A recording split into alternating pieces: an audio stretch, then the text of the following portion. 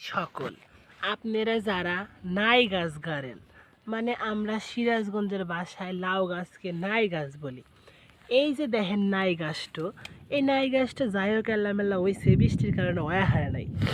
এই যে আপনার নাই গাছটার যে লম্বা ডোগা ডোগা আছে, লম্বা ডোগা ডোগা দেখতেছেন, এই লম্বা ডোগাটা হচ্ছে পুরুষ গাছ।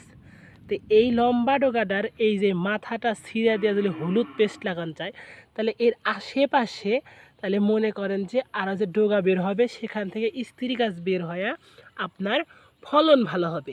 কারণ আমার কথা যদি আপনাদের বিশ্বাস না হয়, আপনাদের প্রমাণস্বরূপ একটা জিনিস দেখাই। এই যে গাছটা দেখেন, এই যে গাছ, এই গাছটা বড় হয়েছে, বুঝছেন? এই যে গাছটা আপনাকে আমি দেখাই, এই দেখেন লম্বা চড়া একটা গাছ। তো গাছটা যে চলে গেছে, বুঝছেন? গাছটা চলে গেছে, আপনাকে দেখাই। এই যে লম্বা গাছটা গেছে, আমি ভিতরে যাই, ভিতরে যা দেখাই, বুঝছেন? আপনারা তো বোঝেন না, বুঝে দেন নাকি?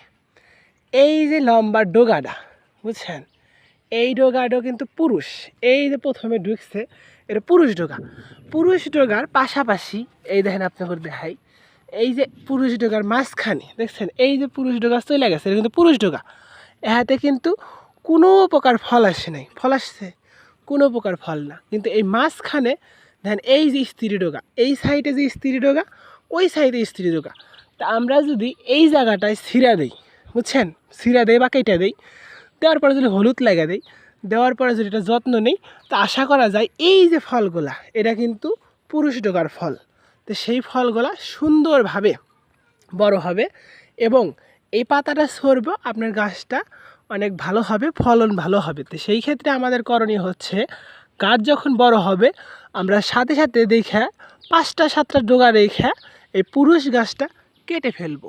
এইভাবে যদি আপনারা গাছ রোপণ করেন, লালন পালন করেন, তাহলে ফলন ভালো হবে। আশা করি ভিডিওটা ভালো লাগলে কমেন্ট করবেন। আল্লাহ হাফেজ।